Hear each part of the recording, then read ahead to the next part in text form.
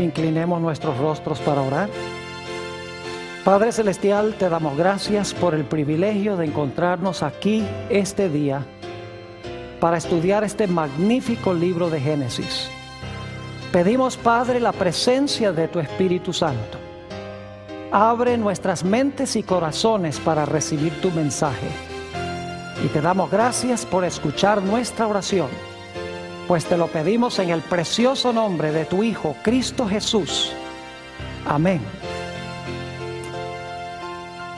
Quiero extenderle a todos los presentes un saludo muy cordial y una bienvenida a este seminario especial, Descubriendo los Misterios de Génesis. En nuestro tema de hoy vamos a analizar algunos aspectos introductorios sobre el libro de Génesis. Lo primero que quisiera decir es que la palabra Génesis significa comienzos u orígenes. Es decir, el libro de Génesis tiene que ver con los comienzos o con los orígenes. Examinando el libro nos damos cuenta que el libro nos habla de varios comienzos. Por ejemplo, nos habla del comienzo del cosmos, de la atmósfera, de las aguas, de la tierra, de lo que se llama el cosmos. Nos habla también del origen de la vida, el origen de las plantas, el origen de los animales, el origen del hombre, el origen de la mujer, el origen del pecado, el origen de la muerte, el origen de la redención o de la salvación, el origen de las naciones. El libro de Génesis hasta nos habla del origen del conflicto entre los árabes y los judíos.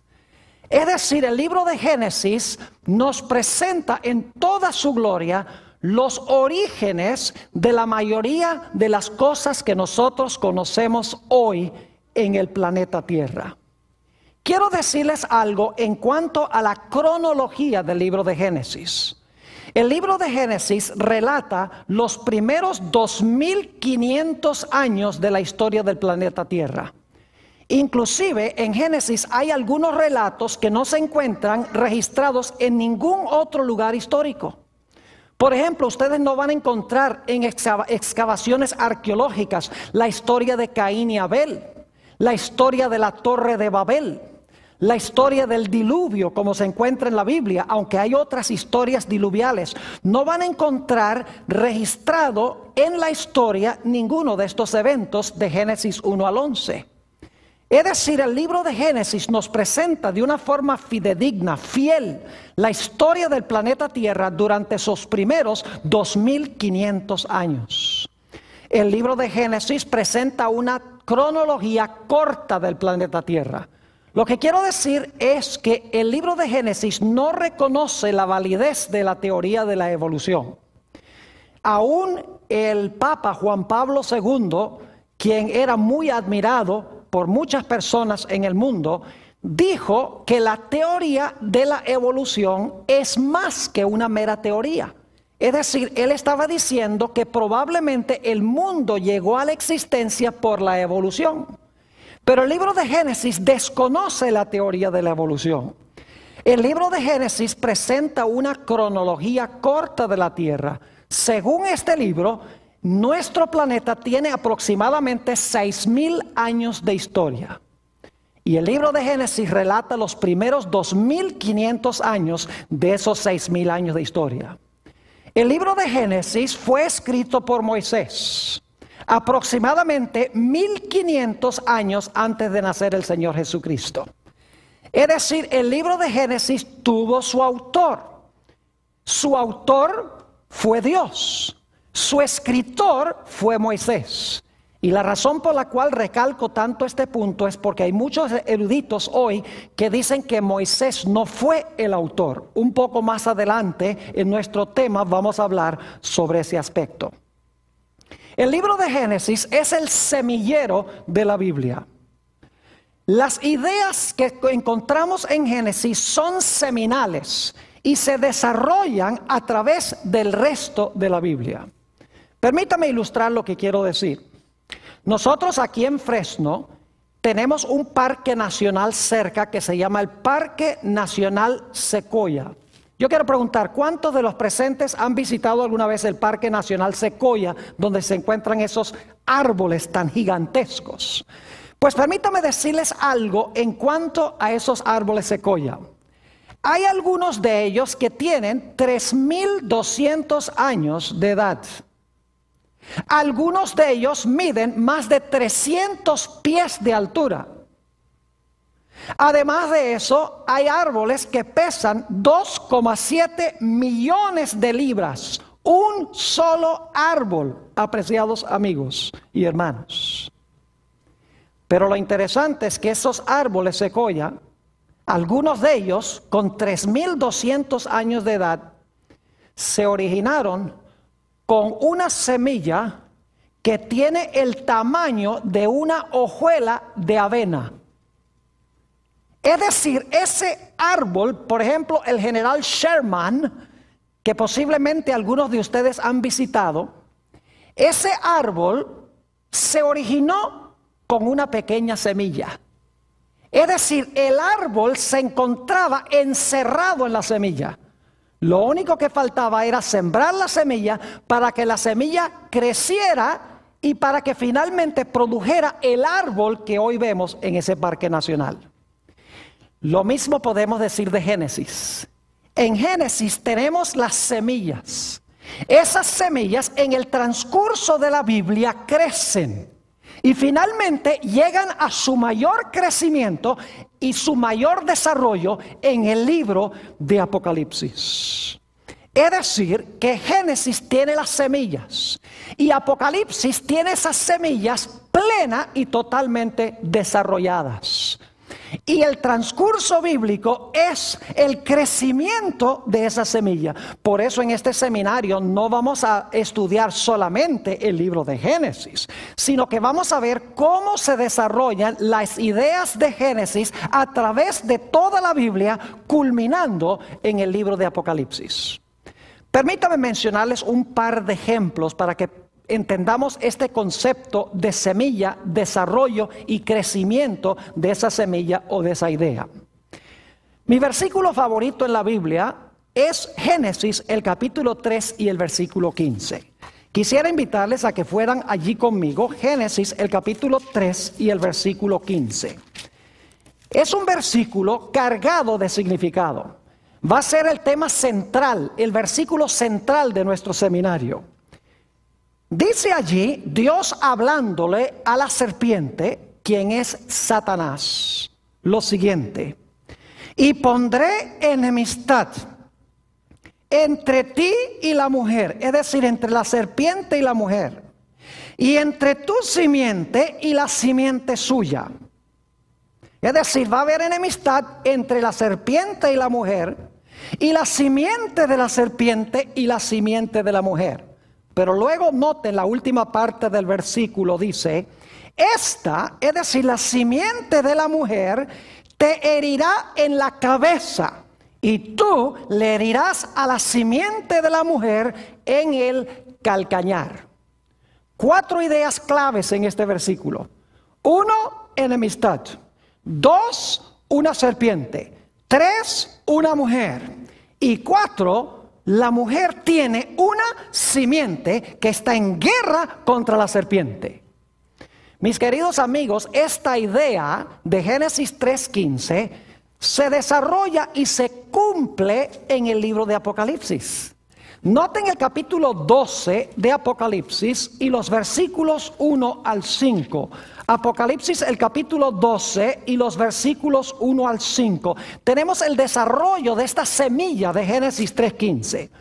Dice allí, en Génesis 12 y el versículo 1, apareció en el cielo una gran señal, una mujer vestida del sol, con la luna debajo de sus pies y sobre su cabeza una corona de 12 estrellas. Así que tenemos una mujer, ¿cierto?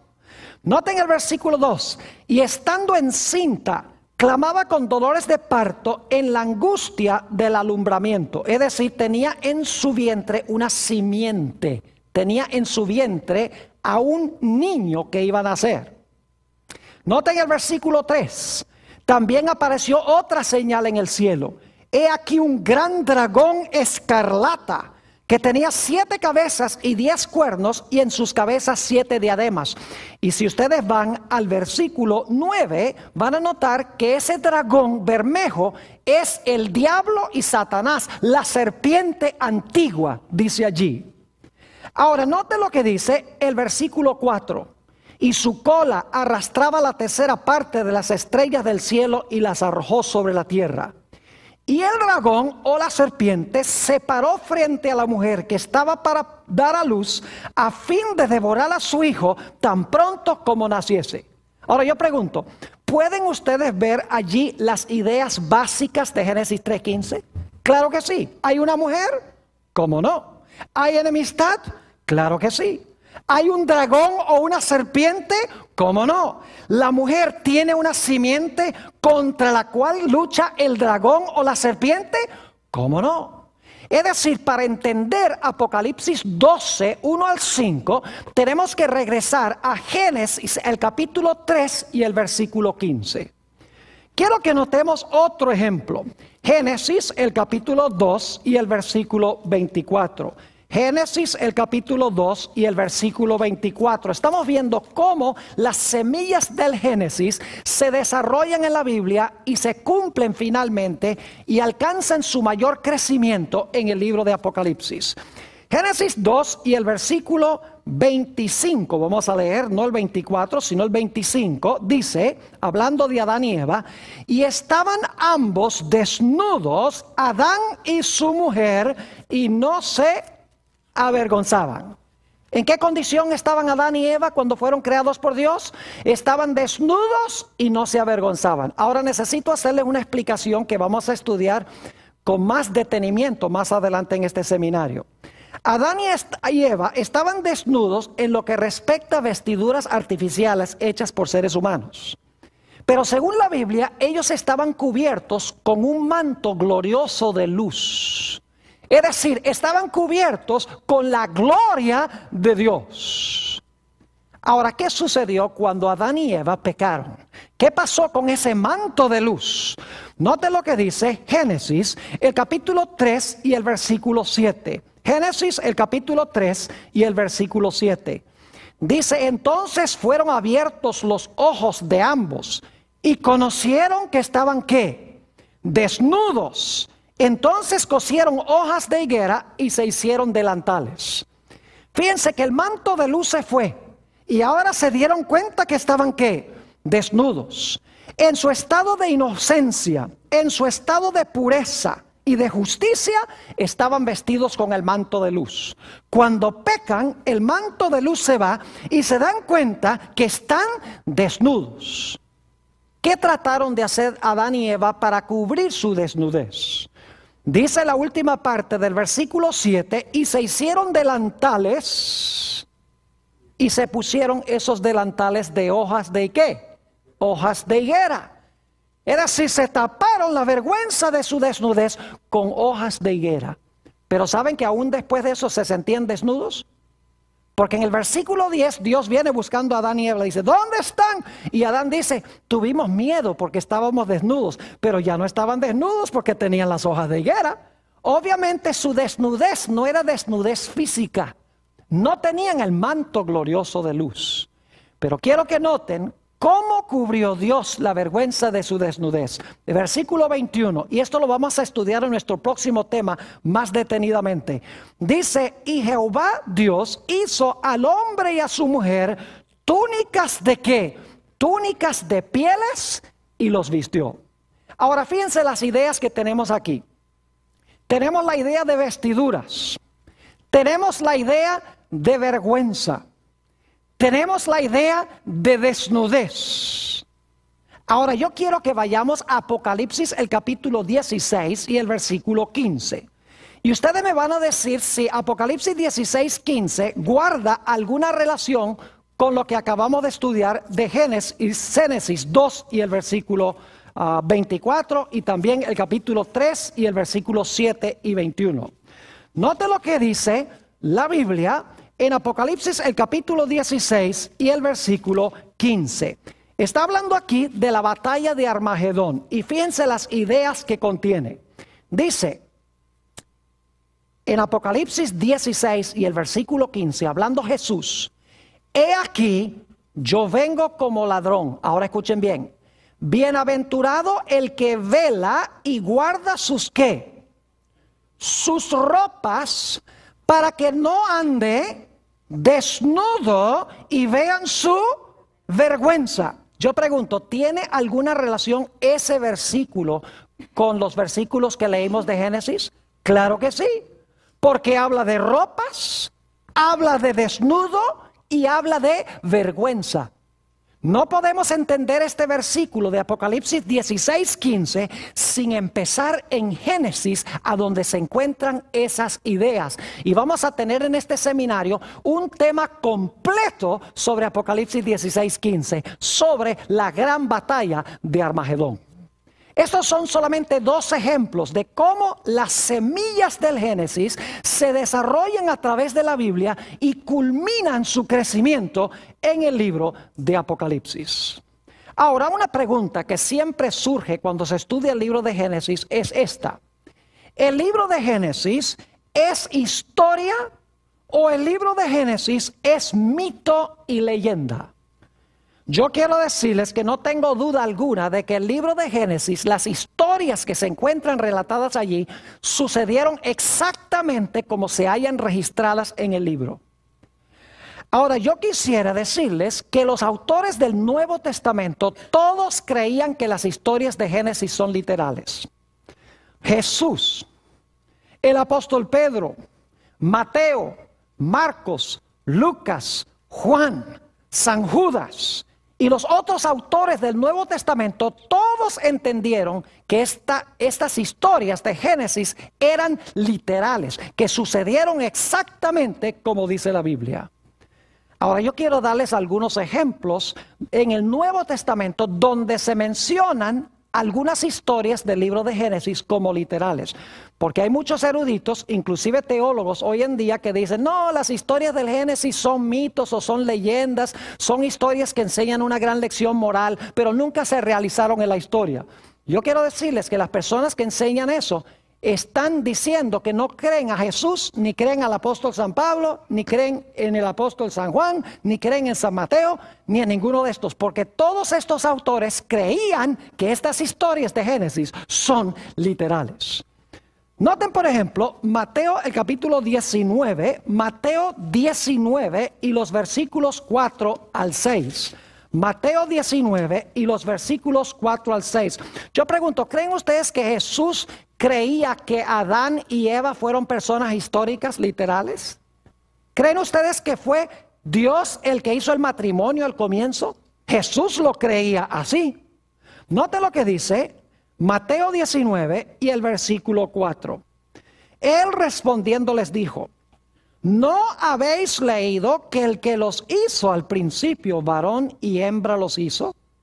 Y dijo: por esto dejará padre y madre el hombre y se unirá a su mujer, y los dos serán una sola carne.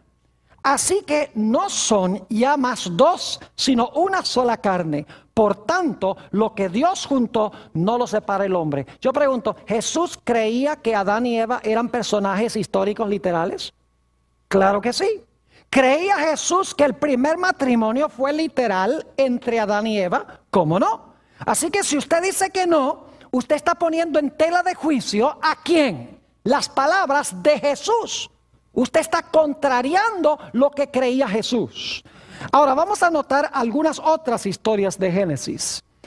Por ejemplo, tenemos una semana de 7 días, ¿verdad? ¿Se han preguntado alguna vez por qué tenemos una semana de 7 días? ¿Por qué no tiene 10? ¿Por qué no tiene 5? ¿Por qué no tiene 3? ¿Por qué la semana tiene 7? Porque en el libro de Génesis nos dice que Jehová creó el mundo en 6 días y reposó, ¿qué cosa? El séptimo día. ¿Saben ustedes que el Señor Jesucristo creía que ese séptimo día era bien literal, de 24 horas? Porque en San Marcos 2:27 el Señor Jesucristo declaró: el sábado fue hecho por causa del hombre y no el hombre por causa del sábado. El Señor Jesucristo creyó en el sábado. Dijo que el sábado fue creado originalmente. Es decir, Jesús creía que nuestra semana viene de la semana literal al comienzo de la historia.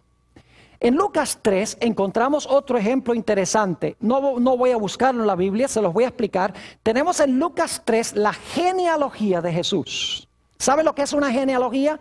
Son la lista de los antecesores de Jesús. Y es interesante, se menciona comenzando con José, el padre de Jesús, y el relato va hacia atrás y termina allá con Adán. Ahora yo pregunto, ¿creen ustedes que Jesús fue un personaje histórico literal? ¿Creen que Jesús fue un personaje histórico que vivió dentro del curso de la historia? Claro que sí, nadie lo negaría. Pero entonces yo pregunto, si Jesús, quien se menciona al comienzo de la genealogía de Lucas 3, es un personaje histórico, y se menciona toda la lista de sus antecesores, yo pregunto, ¿el último que se menciona en la lista, Adán, también tiene que ser un personaje histórico? Claro que sí. Usted no puede decir que Jesús, el último que se menciona en la lista, es un personaje histórico, pero Adán en realidad no fue un personaje histórico. Porque todos los personajes en la genealogía de Jesús fueron personas reales que vivieron dentro del espacio y dentro del tiempo. Otro relato que Jesús aceptó como literal, que hoy los científicos dicen eso, nunca hubo un diluvio universal. ¿Qué va? Eso no pasó, dicen muchos científicos, historiadores, aún teólogos y ministros. Yo pregunto, ¿Jesús creyó que el diluvio fue literal, que pasó históricamente? Claro que sí. Noten San Mateo, el capítulo 24 y los versículos 37 al 39. Mateo 24 y el versículo 37 al 39. Palabras de Jesús. Dice, mas como en los días de Noé, así será la venida del Hijo del Hombre. Yo pregunto, ¿la segunda venida de Jesús va a ser un evento histórico, literal? ¿Va a pasar así como lo dice la Biblia? Claro que sí. Jesús dice, como fue en los días de Noé, así va a ser en su venida. Así que si el diluvio fue histórico, su venida también va a ser un evento histórico. Versículo 38, porque como en los días antes del diluvio, estaban comiendo y bebiendo, casándose y dando en casamiento, hasta el día en que Noé entró en el arca, y no entendieron hasta que vino el diluvio y se los llevó a todos. Así será también la venida del Hijo del Hombre. Pregunto, ¿creía Jesús en un diluvio literal que se realizó en la historia y en el tiempo? Claro que sí. Ahora, ¿qué de Caín y Abel? El Nuevo Testamento confiesa que Caín y Abel fueron personajes reales, históricos, que existieron. Claro que sí. Primera de Juan, el capítulo 3 y el versículo 12. Primera de San Juan, el capítulo 3 y el versículo 12. Nos presenta a Caín y Abel como personajes históricos. Dice allí, no como Caín, que era del maligno y mató a su hermano. ¿Y por qué causa le mató? Porque sus obras eran malas y las de su hermano justas. Pregunto, ¿creía el apóstol San Juan que Caín y Abel fueron personajes reales que vivieron dentro del curso de la historia? Claro que sí. Así que si usted dice que no, usted está poniendo en tela de juicio lo que dice Juan, lo que dice Jesús. ¿Saben ustedes que el Nuevo Testamento también nos dice que Enoc fue un personaje real, histórico? Ese individuo que vivió una vida tan santa que la Biblia dice que ni siquiera murió en el planeta Tierra. Dios se lo llevó. Note lo que dice Hebreos el capítulo 11 y el versículo 5. Hebreos el capítulo 11 y el versículo 5 sobre este personaje Enoc. Fue un personaje literal, real, histórico. Dice en el versículo 5, por la fe Enoc fue traspuesto para no ver muerte y no fue hallado, porque lo traspuso Dios. Y antes que fuese traspuesto, tuvo testimonio de haber agradado a Dios. Ahora, yo creo que el apóstol San Pablo escribió el libro de los Hebreos. Yo pregunto, ¿el apóstol San Pablo creía que Enoc fue un personaje literal, histórico, real, tal cual lo relata el libro de Génesis? Obviamente que sí. Ahora, algunos dicen Sodoma y Gomorra nunca existieron. Algunos científicos, algunos geólogos, algunos historiadores, inclusive ministros, dicen esa historia de Sodoma y Gomorra es una historia imaginaria para enseñarle a la gente que se porte bien. Ahora yo pregunto, ¿creía Jesús que las ciudades de Sodoma y Gomorra existieron y fueron destruidas por fuego? Claro que sí. Note lo que dice San Lucas 17 y el versículo 28. San Lucas el capítulo 17 y el versículo 28.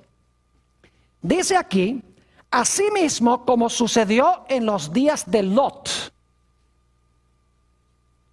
¿Creía Jesús que Lot fue un personaje histórico? ¿Literal? Claro que sí. Comían, bebían, compraban, vendían, plantaban, edificaban. Mas el día en que Lot salió de Sodoma, llovió del cielo fuego y azufre y los destruyó a todos.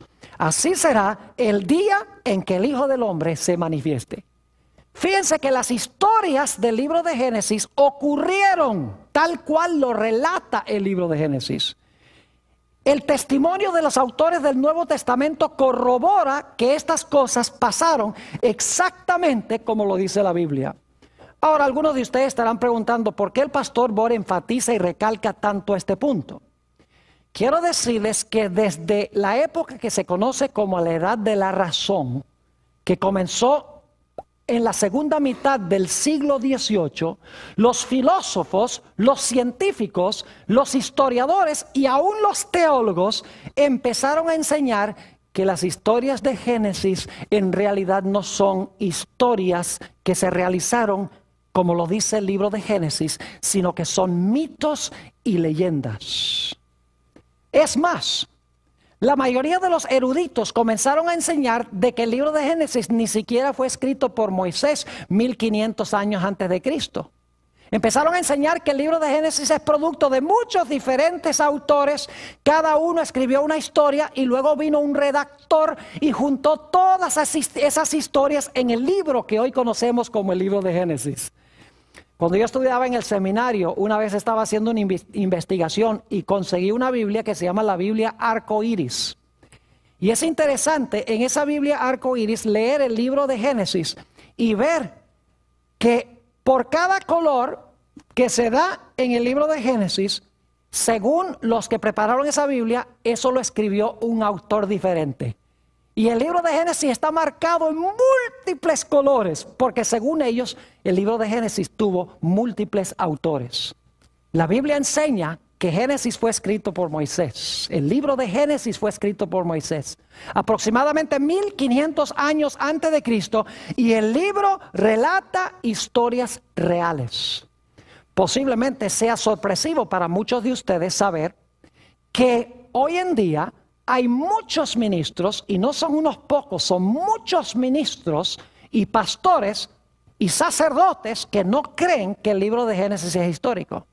Hace unos años fui a la Universidad de Andrews, donde yo me gradué del seminario, para presentar una serie de temas en una iglesia allí. Y durante el día, como no tenía nada que hacer, decidí disfrutar la maravillosa biblioteca que tiene centenares de volúmenes. Se vuelve uno loco allí, con todo el material que hay. Pero me puse a investigar el libro de Génesis, específicamente Génesis 3:15. ¿Y sabe lo que descubrí? Que la mayoría de los comentarios bíblicos no creían que el libro de Génesis es literal. Comentarios escritos por teólogos y por ministros y por sacerdotes. Por ejemplo, un comentario decía, esa historia de Eva y la serpiente la inventó alguien para explicar por qué la gente le tiene miedo a las culebras. Otro comentario decía, la razón por la cual se escribió la historia de Caín y Abel es para explicar el origen de las peleas que existen entre hermanos y hermanos, o hermanos y hermanas. Otro comentario decía, la historia de la Torre de Babel se escribió para explicar de dónde vienen todos los idiomas, pero eso no pasó históricamente. Es decir, todas las historias, según estos eruditos, fueron escritos para explicar cosas que existen hoy en día, pero estas historias no se realizaron tal como lo relata el libro de Génesis. Yo quiero decirles que yo prefiero creerle a Jesús, a Pablo, a Pedro, a Mateo, a Marcos, a Lucas y a Juan, que creerle a cualquier erudito moderno que no acepta la historicidad del libro de Génesis. Ahora quiero decirles también que el libro de Génesis tiene mucho que decir en cuanto a las disciplinas que se estudian en las universidades de hoy.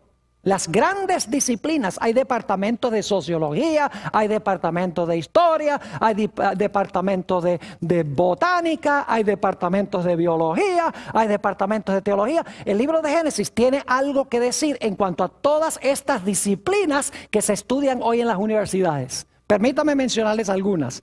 La teología. El libro de Génesis comienza diciendo, en el principio creó Dios los cielos y la tierra. Es una declaración teológica. Es decir, el mundo debe su origen a Dios. El libro de Génesis tiene mucho que decir de cosmología, es decir, cómo apareció la atmósfera, por qué hay aguas abajo y aguas arriba, por qué hay aguas debajo de la tierra, de dónde apareció la tierra seca. Es decir, el libro de Génesis tiene mucho que decir, por ejemplo, en el capítulo 1 y el versículo 6 al 8, sobre el origen del cosmos. El libro de Génesis tiene mucho que decir en cuanto al origen de la cronología, es decir, del tiempo. Después de cada día de la creación dice, y fue la tarde y la mañana del día primero, fue la tarde y la mañana del día segundo. Y si leen un poquito más adelante, por ejemplo en Génesis 1 y el versículo 14, dice que Dios hizo el sol para gobernar el día, hizo la luna para gobernar la noche, también hizo las estrellas para gobernar los meses y las estaciones del año. Es decir, el libro de Génesis nos habla del origen de la cronología. El libro de Génesis en el capítulo 1 y los versículos 9 y 10 nos dice mucho sobre la geografía.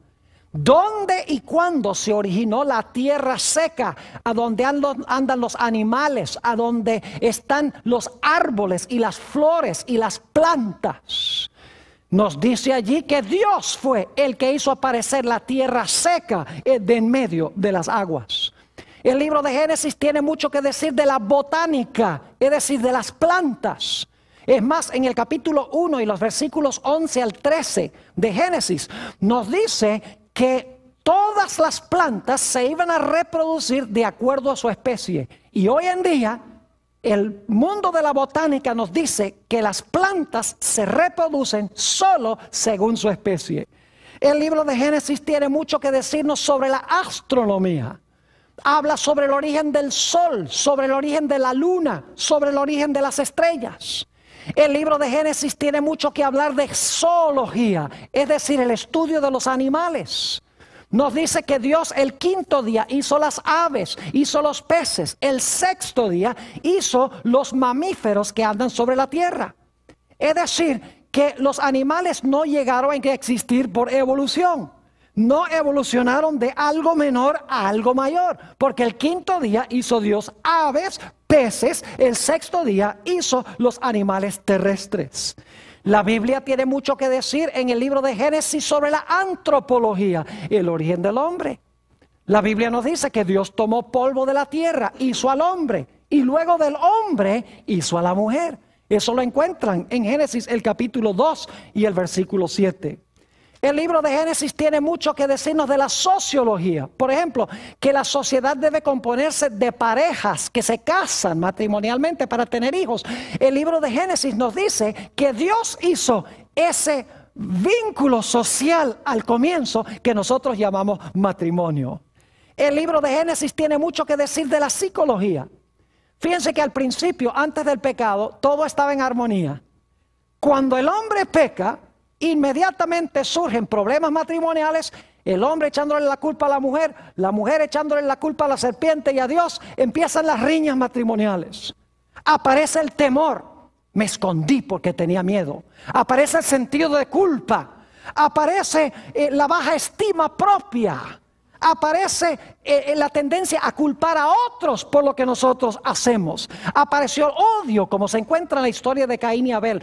Todos los fenómenos psicológicos aparecen como fruto del pecado. Y el libro de Génesis nos habla sobre todos estos fenómenos psicológicos. El libro de Génesis tiene mucho que decir de geología. El estudio de la tierra, en otras palabras, nos tiene que decir que durante el diluvio este planeta sufrió trastornos terribles. Y por lo tanto, la gente que trata de leer la tierra hoy en día, la trata de leer en vano si no creen en el diluvio. Porque el mundo que conocemos hoy no es el mundo que existía al comienzo. Fue trastornado como consecuencia del diluvio.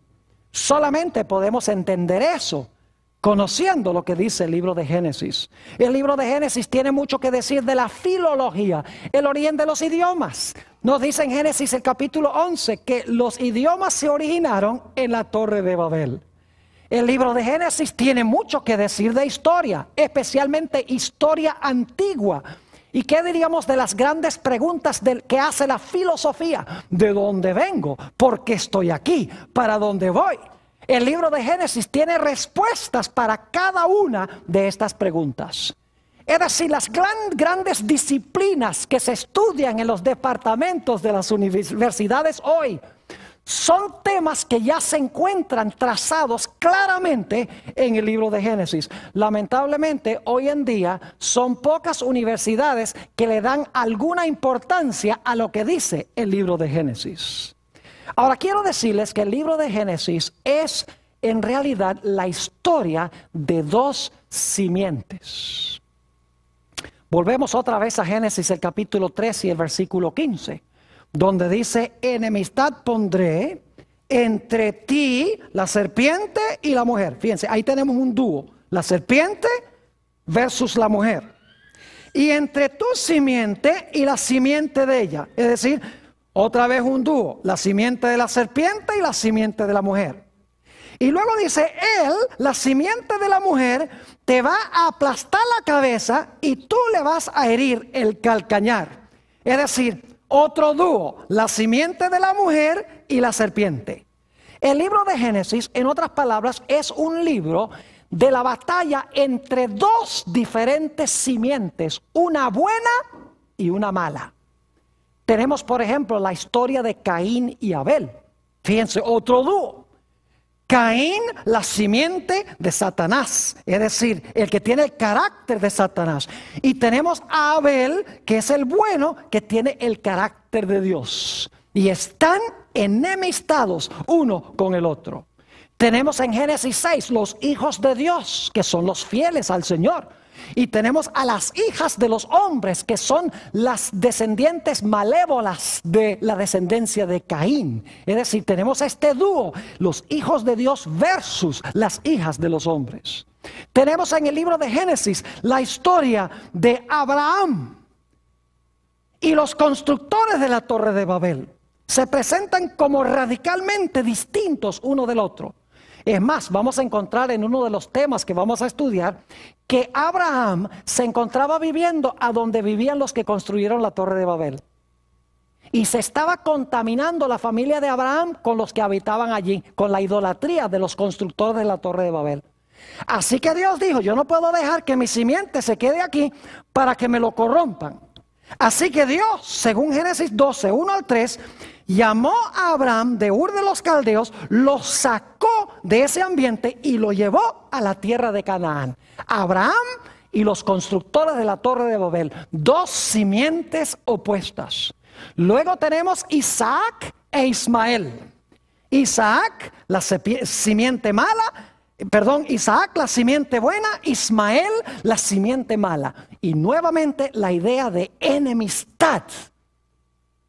Ismael odiando y tratando de destruir a Isaac, según dice en Gálatas el capítulo 4. Y luego tenemos la historia de Jacob y Esaú. Fíjense, otro dúo en el libro de Génesis. Esaú, el malo, que vendió su primogenitura, y Jacob, el bueno, el que recibió la primogenitura. Y Esaú enemistado contra Jacob, su hermano. Tenemos también Lot y los constructores de las ciudades de Sodoma y de Gomorra.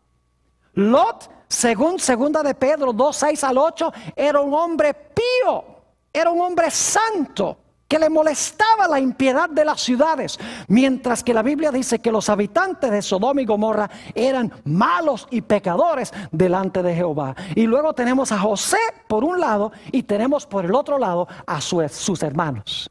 Es decir, el libro de Génesis es la historia de las dos simientes, la simiente buena y la simiente mala, en riña o en guerra uno con el otro. Y esta idea se desarrolla a través de toda la Biblia y finalmente culmina en el libro de Apocalipsis con aquellos que tienen el sello de Dios y los que tienen la marca de la bestia. Aquellos que se presentan como la mies de la tierra en Apocalipsis 14, que son los justos, y las uvas que son echadas en el lagar de la ira de Dios. Allí culmina esta idea y vamos a encontrar en uno de nuestros temas, cuando hablemos de la batalla de Armagedón, que la historia de Caín y Abel, esta riña entre estos dos hermanos, y la riña tenía que ver con la obediencia a Dios y con la verdadera adoración a Dios.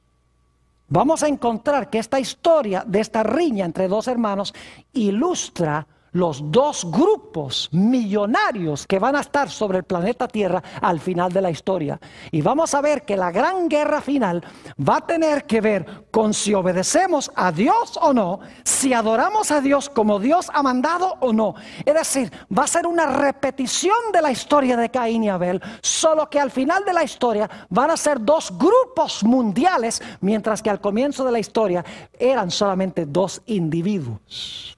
Es decir, las semillas de Génesis han crecido y han alcanzado su ápice en el libro de Apocalipsis. Ahora, antes de terminar nuestro tema hoy, necesito hablarles de un aspecto más sobre el libro de Génesis. El libro de Génesis parece ser muy sencillo. Es uno de los favoritos de la gente porque contiene muchas historias. Historias que son emocionantes, son dramáticas. Y muchos han cometido el error de pensar que el libro de Génesis es sencillamente una colección de historias que se realizaron hace aproximadamente unos 2.500, 3.000 años. Pero el libro de Génesis tiene una dimensión oculta. El libro de Génesis tiene una dimensión que pocos eruditos han descubierto. Y es que las historias de Génesis no son solamente historias, sino que son profecías. Cada historia del libro de Génesis se realizó históricamente, no me entiendan mal. Pero esa historia en realidad es una profecía. Es decir, está anunciando eventos que van a pasar en el futuro semejantes a los que pasaron en esa historia. No es nada nuevo, mis queridos hermanos y amigos, porque en Eclesiastés 1 y el versículo 9 nos habla de la repetición de la historia. Noten Eclesiastés 1 y el versículo 9. Dice allí, ¿qué es lo que fue? Lo mismo que será. ¿Qué es lo que ha sido hecho? Lo mismo que se hará. Y nada hay nuevo debajo del sol. Fíjense que lo que sucedió es lo que va a suceder. No hay nada nuevo debajo del sol. ¿Y saben por qué?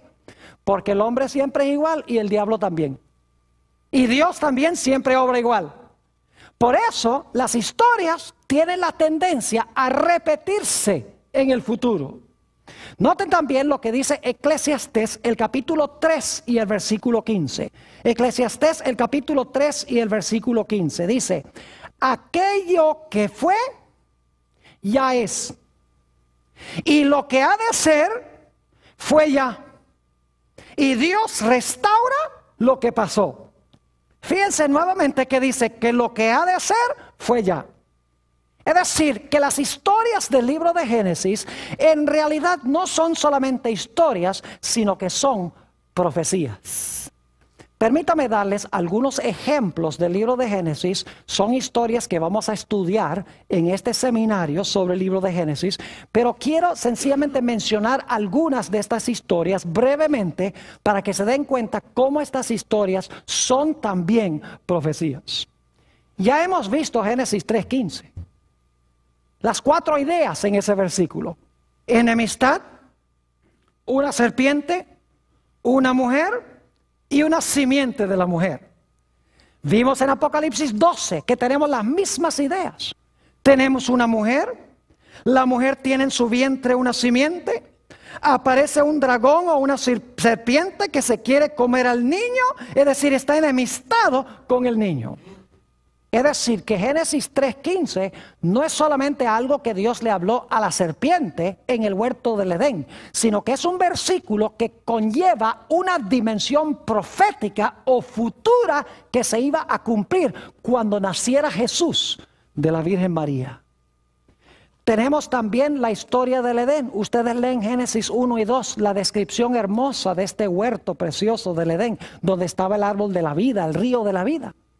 Pero ¿saben ustedes que en Apocalipsis 21 y 22 tenemos la misma idea? En Génesis 1 y 2 tenemos el Edén. El resto de la Biblia habla de cómo el hombre perdió el Edén.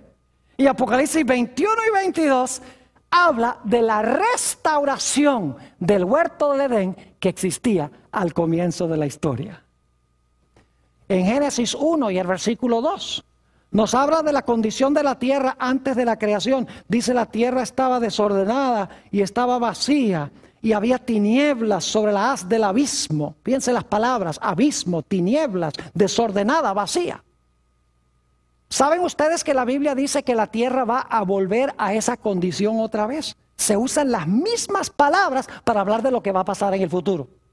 En Jeremías, el capítulo 4, dice Jeremías, cuando ve la segunda venida de Jesús, dice: miré la tierra y estaba desordenada y vacía, y miré los cielos y no había en ellos luz. Es decir, que lo que sucedió al comienzo sucederá al final. Como la tierra estaba desordenada y vacía en tinieblas antes de la creación, cuando Jesús venga y también en consecuencia de las plagas, la tierra regresará a esa condición antes que Dios haga un cielo nuevo y una tierra nueva.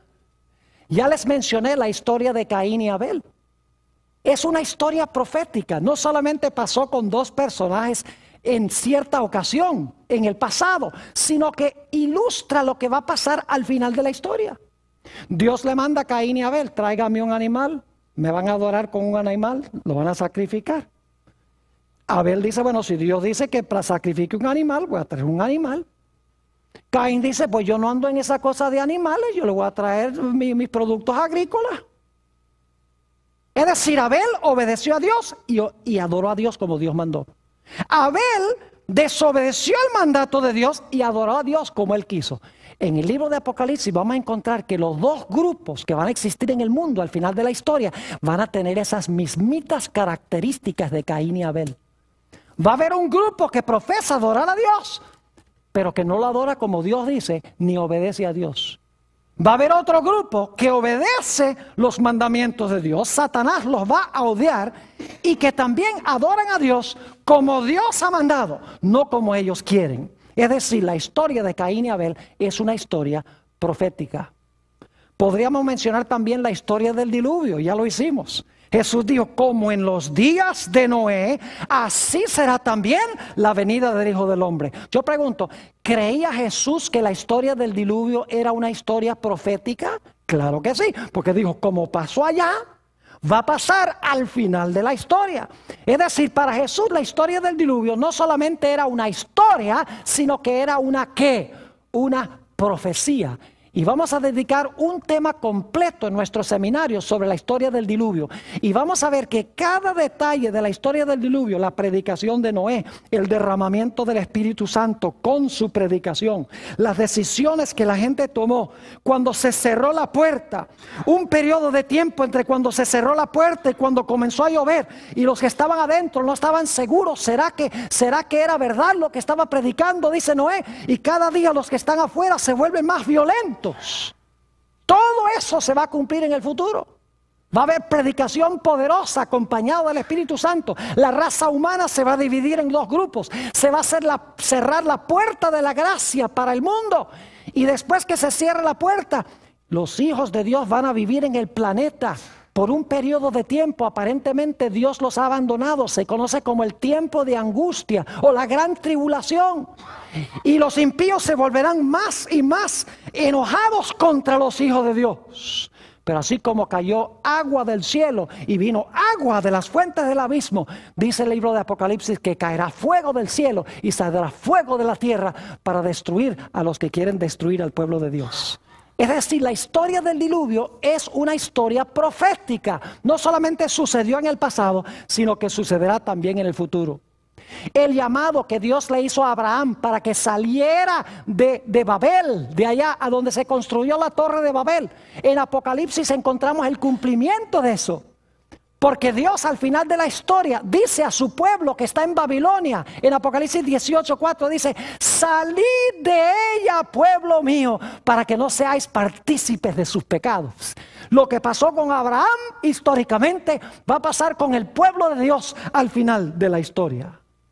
La confusión y la caída de Babilonia en la torre de Babel se va a repetir en el libro de Apocalipsis. Así como cayó la cima de esa torre, así como la gente quedó confundida. En Apocalipsis 14:8 y el 18:1 al 3 dice: ha caído Babilonia. Usted no puede entender la caída de Babilonia al final de la historia, al menos que haya entendido la primera caída de Babilonia en la torre de Babel. Podríamos mencionar los 3 ángeles que vinieron a Abraham antes de la destrucción de Sodoma y Gomorra. Vamos a tener un tema completo sobre lo que pasó con las ciudades de la llanura. ¿Por qué creen ustedes que vinieron 3 ángeles a Abraham antes de que las ciudades fuesen destruidas? Yo pregunto, ¿el libro de Apocalipsis habla de 3 ángeles que van a venir a dar una advertencia al mundo antes que Jesús venga? Claro que sí. Y vamos a encontrar que todo lo que pasó antes de la destrucción de Sodoma y Gomorra y lo que sucedió cuando fueron destruidas estas ciudades se va a repetir de nuevo, pero no con 2 ciudades, sino a nivel global. La historia de Isaac e Ismael, que se encuentra en Génesis 16 y 17. El apóstol Pablo en Gálatas 4, 21 al 31 dice que esa historia es profética. Representa a los que viven conforme a la carne y los que viven conforme al espíritu. Representa 2 clases de personas que van a vivir en el transcurso de la historia. El sacrificio de Isaac en Génesis 22, donde Abraham ofrece a un carnero en lugar de su hijo, representa el hecho de que Jesús sufre en la cruz en lugar nuestro. Vamos a tener un tema completo donde vamos a trazar esa historia de Génesis 22. La escalera que vio Jacob entre el cielo y la tierra. Jesús mismo dijo en San Juan 1:51 que Él era la escalera. Y así como Jacob vio ángeles ascendiendo y descendiendo por la escalera, Jesús dice: el cielo será abierto y habrá ángeles que ascenderán y descenderán sobre el Hijo de Dios. Así como una escalera tiene 2 partes claves, la parte de abajo y la parte de arriba, Jesús es hombre con nosotros, esa es la parte de abajo, y es Dios con su Padre en el cielo, esa es la parte de arriba de la escalera. Es decir, la escalera es profética, no solamente es un evento histórico. El tiempo de angustia que pasó Jacob cuando su hermano Esaú venía para destruirlo se conoce como el tiempo de angustia de Jacob. En realidad es una ilustración de la experiencia por la cual pasará el pueblo de Dios antes que Jesús venga. En Daniel 12:1 dice: habrá tiempo de angustia cual no fue desde que hubo nación, mas en aquel tiempo tu pueblo será libertado, todos los que se hallaren escritos en el libro. Así como Jacob fue librado de la ira de su hermano, al final de la historia el pueblo de Dios será librado de la ira de los que quieren destruirlos. La historia de José es una historia, pero también es una profecía. Permítame mencionarles solo algunos ejemplos de la historia de la vida de José. Su padre lo mandó a sus hermanos, pero sus hermanos no lo recibieron. Fue vendido por unas piezas de plata. Sus hermanos pensaban que se habían deshecho de él, pero por lo que hicieron, él llegó a ser su salvador. tenemos en esto una ilustración de la vida de Jesús. Jesús también fue enviado por su Padre para buscarnos a nosotros que nos habíamos perdido. Dice en el Nuevo Testamento que Jesús vino a los suyos no le recibieron. Jesús fue vendido por 30 piezas de plata. Y sus enemigos pensaban que se habían deshecho de él. Pero por el hecho de haberlo entregado, Jesús llegó a ser su Salvador. Es decir, la historia de José es una historia profética. ¿Y qué diríamos de los 144,000 del libro de Apocalipsis, capítulo 7 y capítulo 14? No podemos entender los 144,000 de las 12 tribus de Israel sin entender la bendición que pronunció Jacob sobre sus 12 hijos en Génesis 49, donde menciona las características de cada uno de ellos.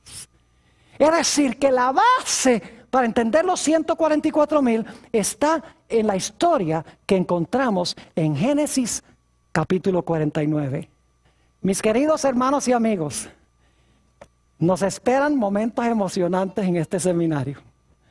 Vamos a estudiar las grandes cosas del libro de Génesis. Vamos a encontrar no solamente su dimensión histórica, sino que vamos a conseguir su dimensión profética.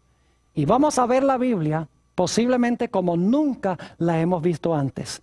Vamos a ver el gran plan de Dios para nuestras vidas y qué es lo que Dios quiere que hagamos en preparación para su gloriosa venida en las nubes del cielo. Que Dios nos bendiga.